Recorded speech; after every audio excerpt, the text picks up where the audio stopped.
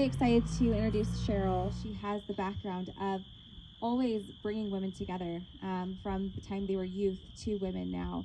And so she's very special, and she's got a gift of just making people feel absolutely comfortable. And so I love whenever she comes, and I'm super excited for her to come out because she's got a lot of fun stories to share. And Cheryl, can you please come up? So excited to be back. And look at us. We are surrounded by friends, and we're out in nature, enjoying it just as God intended. And wow, it feels good. And I gotta say, y'all are a lot prettier than my husband. And this is the only face that I feel like I have seen in months. So I want y'all to know too that I wore this dress for you guys. You're welcome.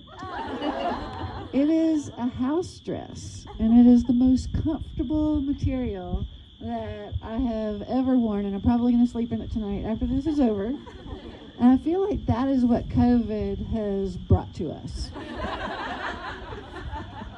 We feel like we can take over our lives, and I feel like anything that we do to really comfort ourselves and to make our own choices, no matter what our style is.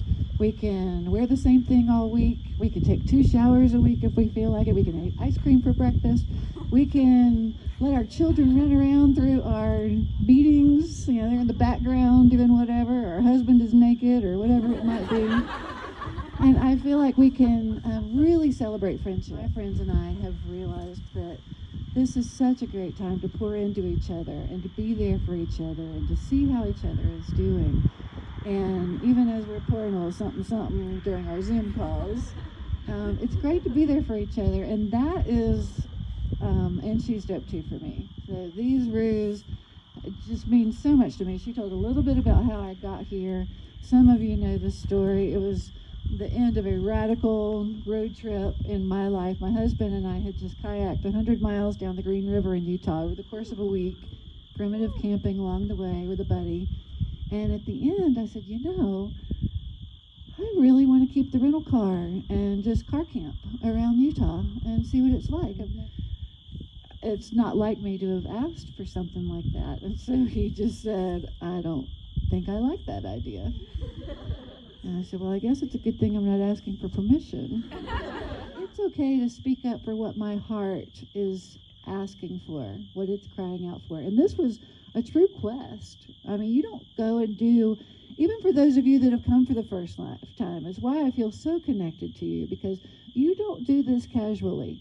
You don't get on a plane and fly by yourself and cross the country, and even the months leading up to it wondering if this is a good idea and if you should cancel, and COVID sure as hell gave you a good excuse if you had wanted to, and some of your friends did, and you came anyway. It blows me away. That kind of courage is a big deal. So no more tiptoeing around what my heart calls out for. And in fact, after we came to our first reel, I said, you know what? I've always wanted to move west. I really want to move west. And so we did. We live in Northern California now, and living out west is everything that I dreamed it would be. There's so much to explore. You can't throw a rock and hit the same thing twice that you want to see. So this year, I did something else big for myself. And my heart, again, you get these nudges, and there's just something that won't let go of you, and you just want to do it. And you learn when you get to be my age that it's okay to turn into it. Say, all right, no idea what this is going to be like or how it's going to turn out, but I'm going to go for it. And so I went out and I hiked a portion of the Pacific Crest Trail. This dress comes in handy. And I had never camped alone before, other than my backyard where I practiced in my sheep pasture. And I had never carried all of my own backpack weight before because my husband was always there to share the load. And so there was no good reason to really think that I could do this. I was inspired by a couple of other ASDT girls who got out there and, I mean, they're young, they're in their 20s, and they did really well, but I just thought, why not? Why not? COVID hit, and all of those practice hikes that I did kind of went by the wayside because I really didn't want to get sick. I wanted to do this hike. I had my permit and I was set and scheduled to go. And when the time came, I said, I loaded up my backpack and we got in the car. My husband drove me to the border fence to Mexico. And there's a monument down there. We got there at sunrise. I was terrified the night before. We stayed in an Airbnb, and I was giddy, terrified. So I was excited because I kind of have learned to love that place that you have all felt if you're new. And that is, I think it's going to be great, but I don't know. I'm not sure what this is going to be like. I don't know what it's going to be like. I don't know how it's going to end. So you just step into it. You step toward it. And that's courage.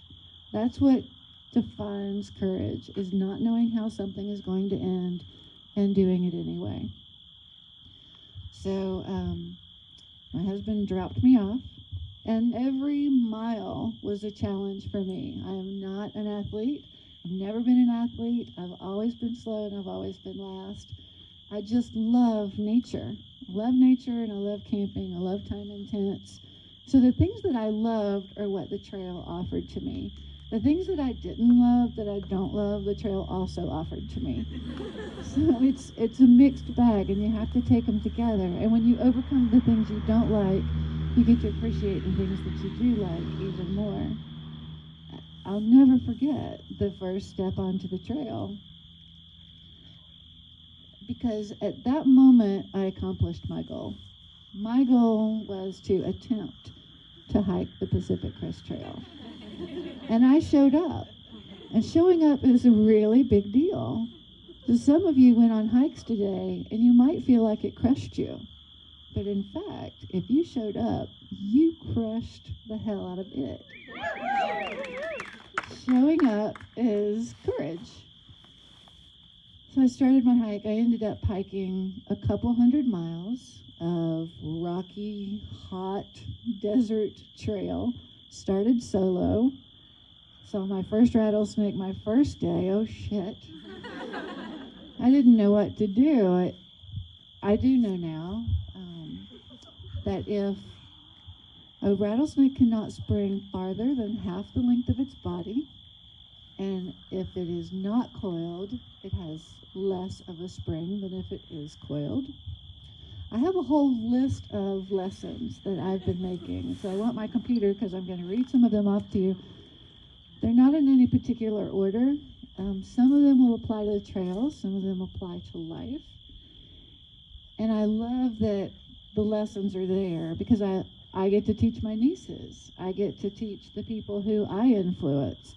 And they get to lean into adventure because I did. I have a niece who's 15 years old, and I've never really known her to do anything in nature. She's more of a Wi-Fi girl. And she sent me a note, and she said, I want to hike some of the PCT with you.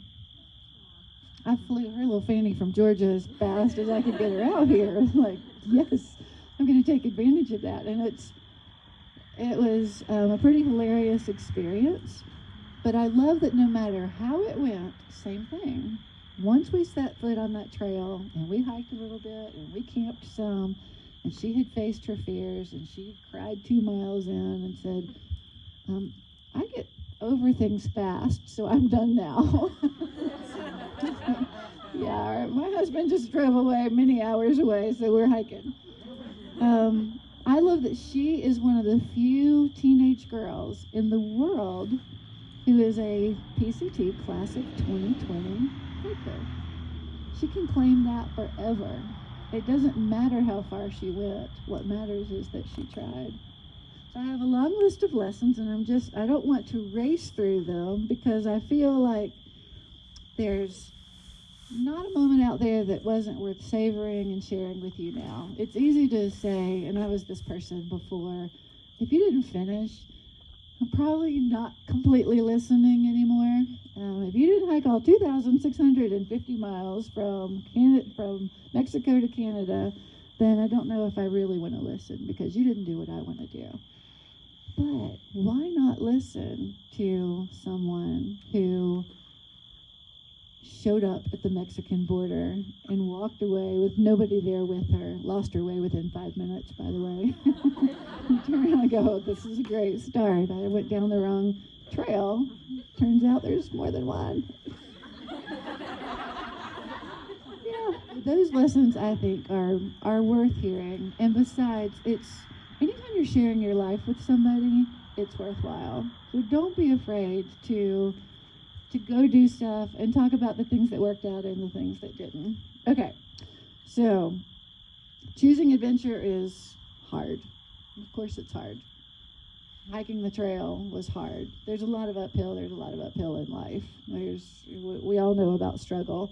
Instead of beating yourself up each time it's hard, I want you to shift and start to say, in the moment, even in the hellacious moment, so that's what this feels like. Because in every this that is something new, I kind of feel like you're pouring into the rest of humanity. I think we're all connected on some level. None of us can say how the universe really works or how God structured it or whatever you believe, choose to believe. I like to believe that on some level we really are one and we really are connected. And so what I experience on some level you experience.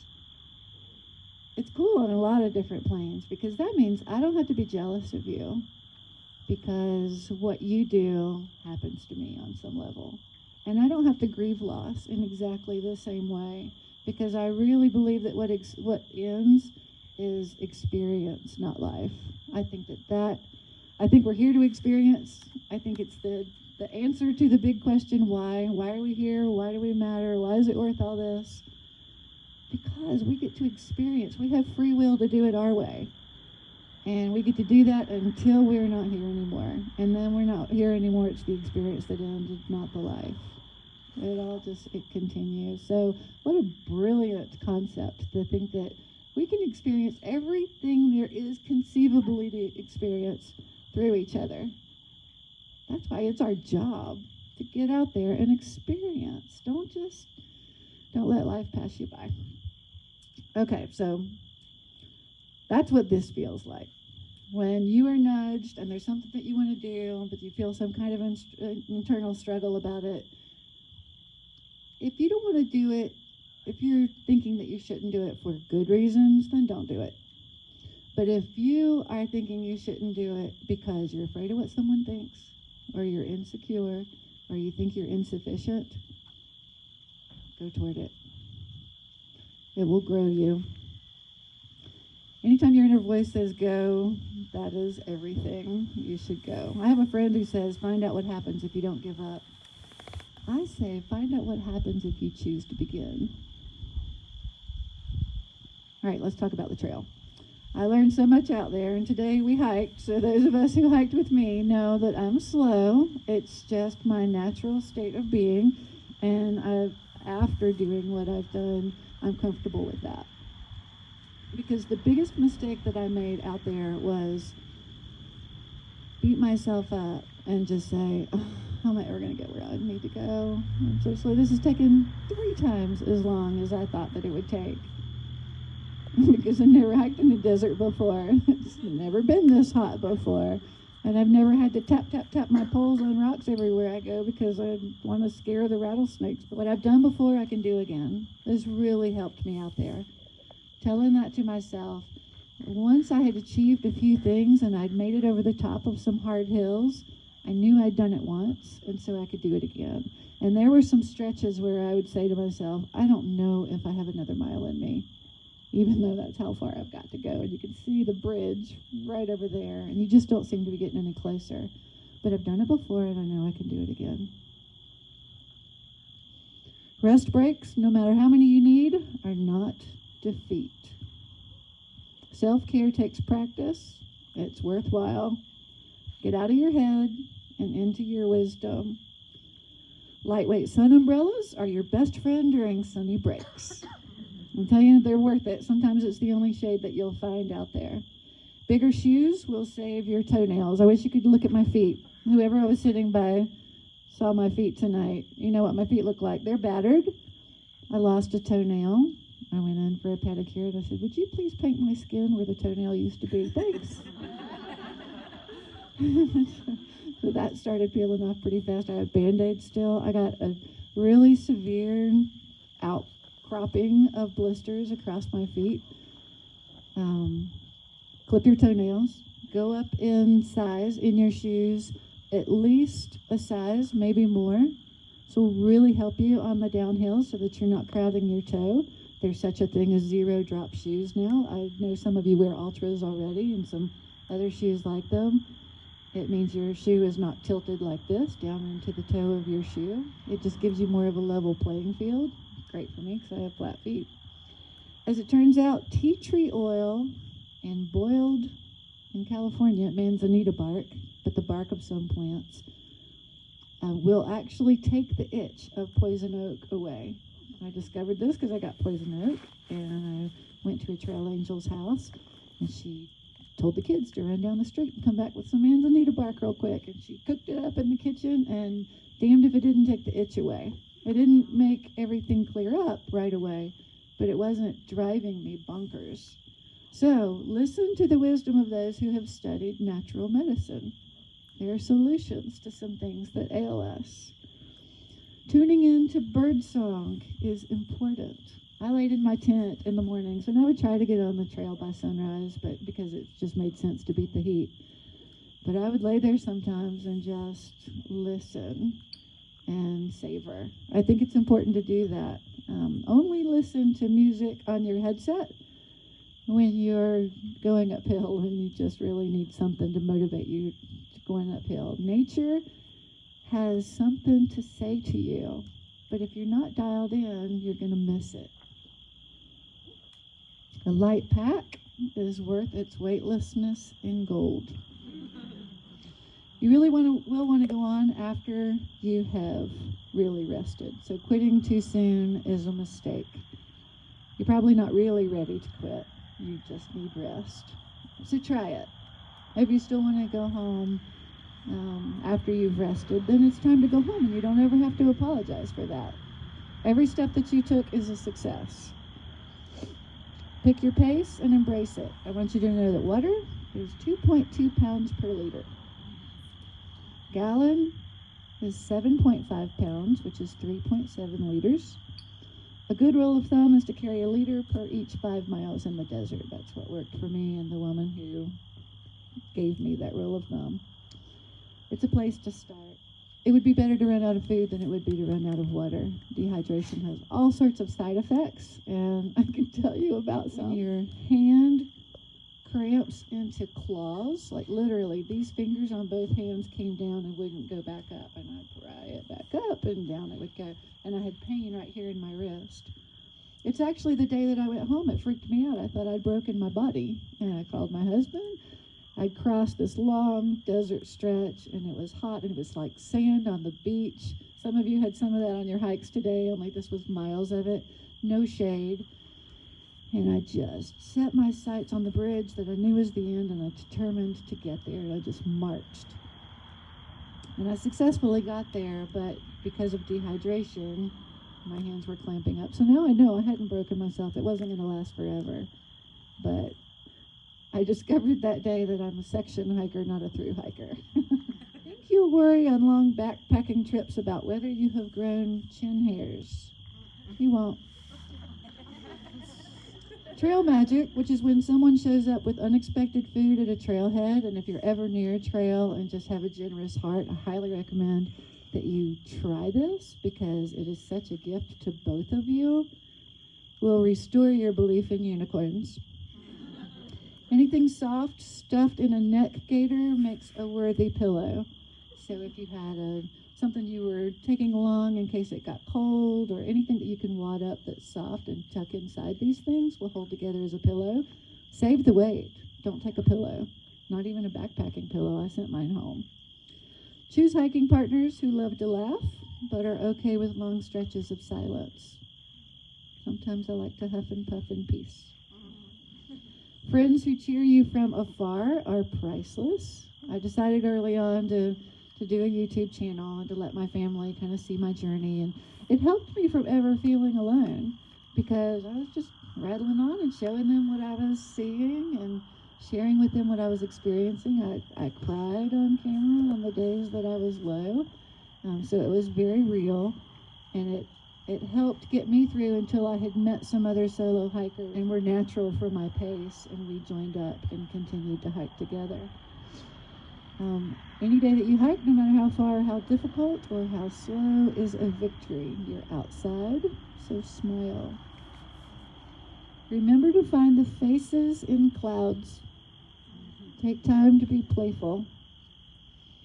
You may find that your spouse, even from afar, is immeasurably more amazing than you ever recognized, so tell him. I can't tell you what a huge help he was to me on the trail, and how many times he ended up driving 6-hour road trips to just give me a break in a town or a shower, or to take some more of my stuff home because I was trying to lighten my pack.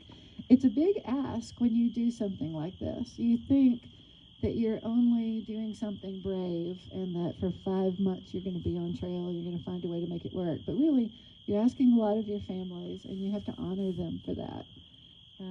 The same is true for the trail angels who open their homes to you and feed you or give you rides from here to there.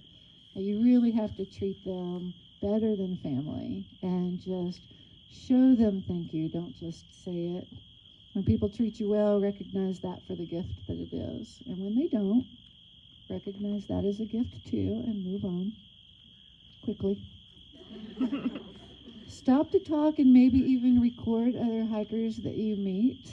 It's humanity. Ask them about them. Community is a craving for us. Look at us. We're here. Connection is, I'm convinced, in our hearts right from the beginning. Maybe it's our craving because we're all connected.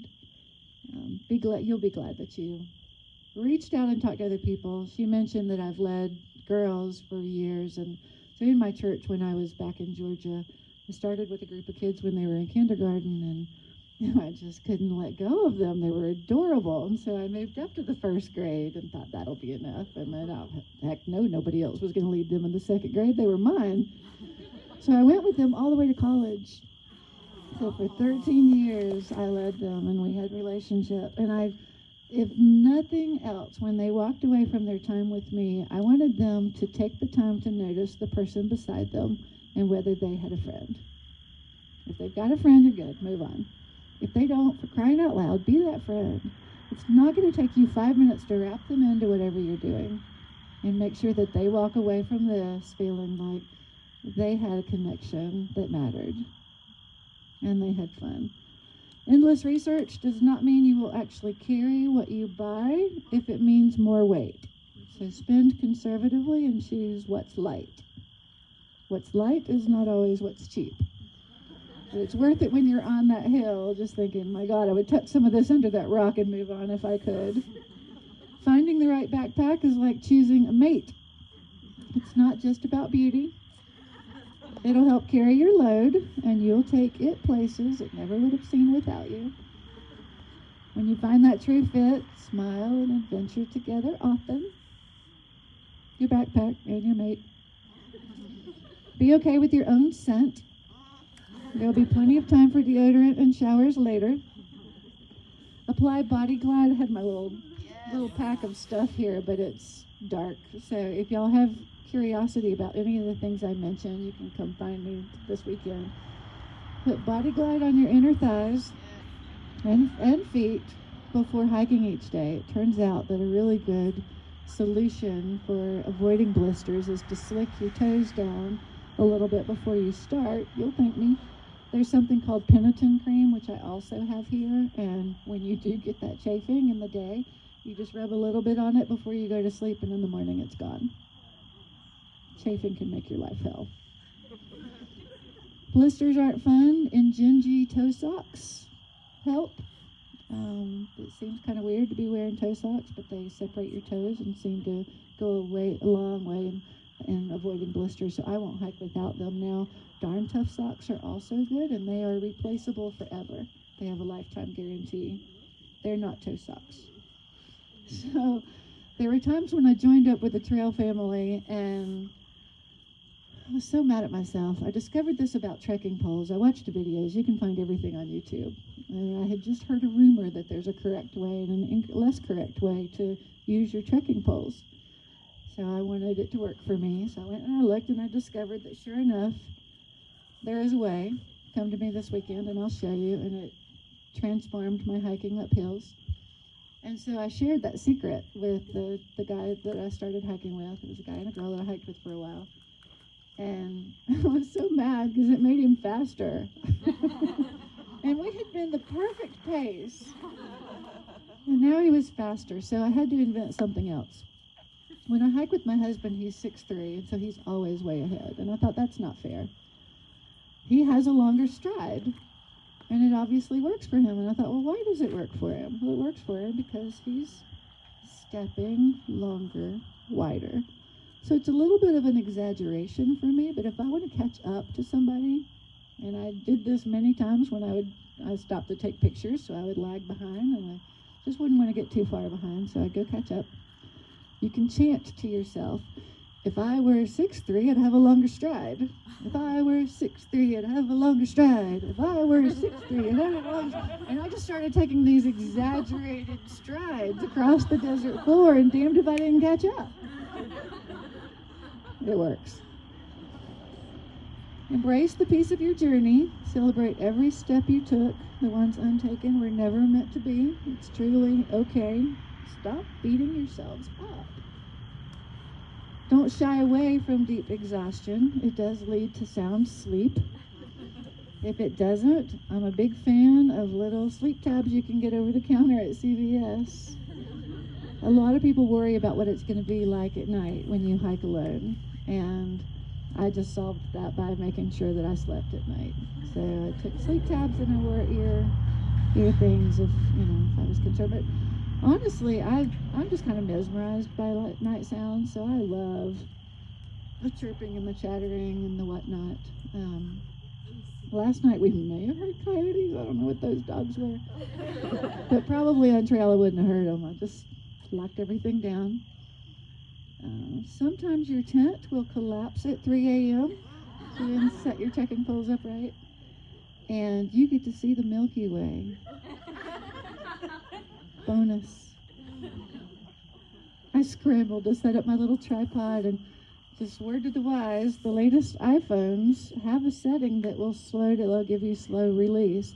And I actually captured the Milky Way that night on my cell phone.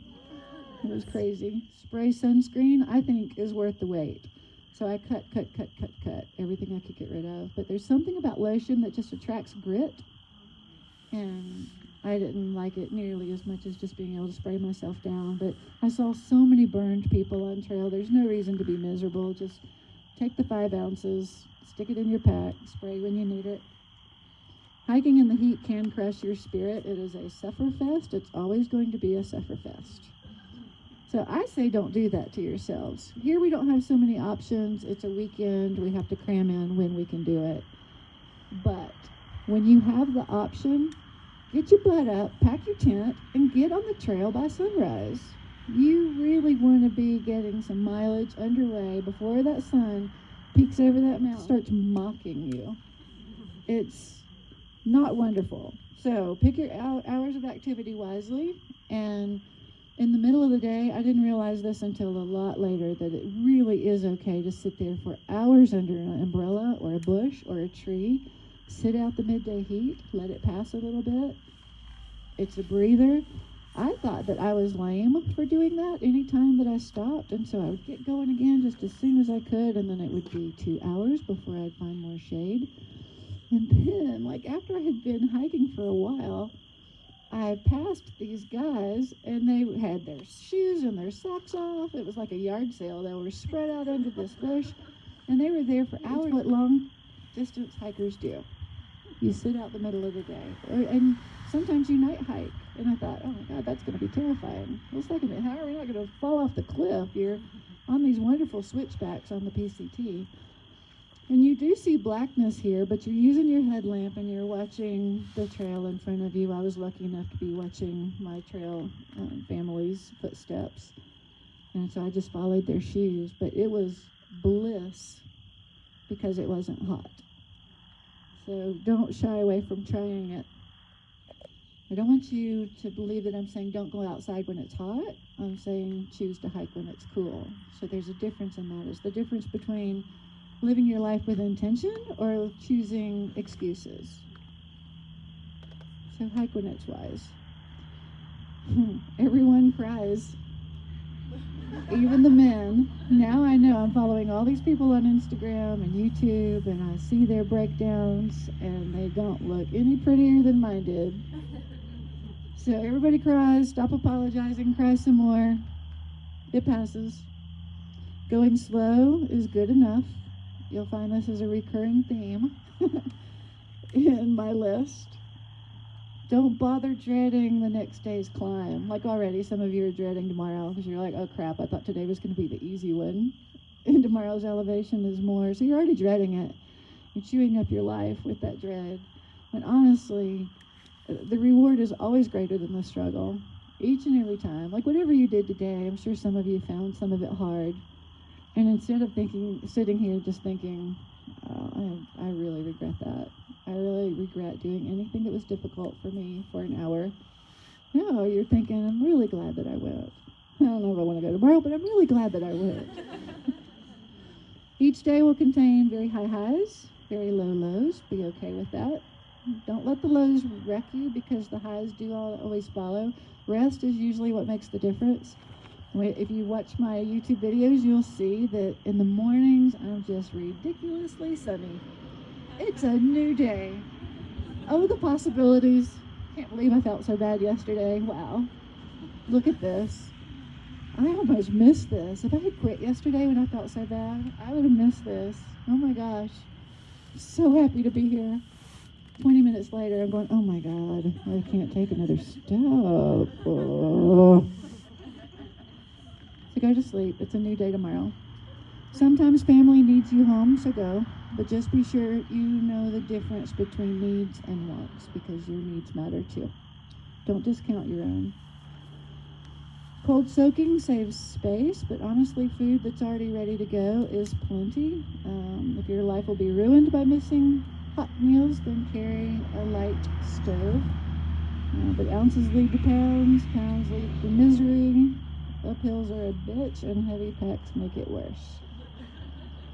No kidding. So, I lived on tuna packs for lunch. Eat your smelly food in the midday. Don't take it to camp. And I had breakfast bars, and then usually I was so tired at night that I would have skipped it if it hadn't been unwise. Protein really helps you and your stamina. But don't make your trip all about food or fear of being hungry because odds are you're going to get out there and your priorities will be different. They'll be a lot more focused on water, to be honest. Body heat can save lives. I had to crawl into my trail sister's tent one night where I'm pretty sure I would have been hypothermic in the morning. That's when I had decided that I needed to lose some of the pack weight so desperately that I sent home my warm sleep pad. So I had no sleep pad the first night that it was in the 20s. Stupid. One of the things I like about camping is staying in one spot several nights, enjoying the view, enjoying the awesome tent sites. It's hard to do when you're doing a long distance trail, but sometimes you have the option to stay another day, stay a little longer. Do that, savor it. Vitamin I is everything. So my niece was really funny. She was sore. And I said, here, take an Advil. No, I don't take that stuff. I said, oh, what you need is vitamin I. She said, okay, I'll take a vitamin. So vitamin I is ibuprofen. It is everything. Inspirational quotes actually do help. I had been told this, and it seemed kind of lame, but I put them in my phone. All the things that kind of say why you got out there, and they're just to remind you in the tough times. I really hit a really hot spot, was sitting on a rock, and I thumbed through my phone and said, oh yeah, okay. And so it might be good to arm yourself with those. Peeing and pooping outside is not something to fear. I'm looking at you, whoever said you didn't want to pee. Oh my gosh, funny pee story. So, I was so proud of my pea style, and y'all have to come up to me and ask to see it because it's awesome. It has its own little case, and the trowel fits inside of it just coincidentally. And I found these little toilet paper tablets instead of having to wonder how much toilet paper do I need to take because I sure don't want to run out. Take these little tablets. They'll fit right in this little funnel too. So my trail sister, she had never used or seen a funnel before, and I was like, oh, for God's sake, Camille, you really need to do this. I hike in a skirt. She was like, this is so easy. You could be discreet in a skirt. So I could show her. I was like, okay, well, I got to pee, so you're going to watch this. I go off the trail, and I pee using my funnel, writing my name. And we laugh, and Ken had, he'd hiked on ahead, so we caught up with him, and he was around the bend, and he said, y'all might want to move over for the people that are behind you. And I said, we haven't seen people in days. It was so deserted this year because of COVID. There were very few people on trail, and we literally had not seen anyone else. And I glance over my shoulder, and there's a couple who'd been hiking right behind us. And they immediately say, we didn't see a thing. So don't fear peeing and pooping. It all works out. Leave no trace does mean no trace. No means no. Clean up after yourselves, people. That includes pack out your toilet paper. If you try burying it, the animals will dig it up, and there's nothing worse than seeing used toilet paper scattered around camp. And don't toss your food scraps. Some people won't even spit their toothpaste out. So I got a toothpaste that you can just dip your brush in, and you don't even have to spit. But I abandoned that pretty fast. I like toothpaste. Hikers help hikers. I have no doubt that if there was something that I needed on trail, that other hikers would have been there for me, and I would be there for them. It is a gift to help someone. It's also a gift to be helped. So when you need something, speak up and ask. There is usually someone that you're going to bless by them helping you. I know that because I've been blessed by helping people. Losing weight on trail is not a given. Except for guys, it seems. I lost 4 pounds the whole time out there, but we really want to let life start being about experience and fitness and health and not appearances so much. So you might find out that as you get older, things start to shift, and despite your best intentions and hardest work, that your goal line has shifted and it has changed. So rather than beating yourself up your whole life, just pour into nature, and it will pour back into you what it intends. And let that be what it may. It's actually possible to eat tuna wraps every day for lunch and not get sick of them. Afternoons are rough. Heat and fatigue wear you down, but you do have fresh eyes each morning. Hiking is fun, except when it's not. Nature is always fun, even when it comes in the form of your first rattlesnake. So get out there and experience. There's other stuff in here, but honestly, I feel like the biggest lesson is just to be curious every day. Wake up and say, I wonder what's around that next bend. I wonder what I'm going to see next. I wonder when I finally get up this fucking hill, what's going to be there. It's worth it, I promise you. Thank you. Okay, guys, that wraps up my PCT coverage. It was a blast, such a great part of my life, and I'm really glad that you were along for so much of it. I'm going to get back to my world of editing books and making bowls from down to trees and road tripping and hanging out and enjoying my family and friends. So thanks for being so much of the past year in my life, and get out there and enjoy nature, and I hope I'll see you along the way. Take care.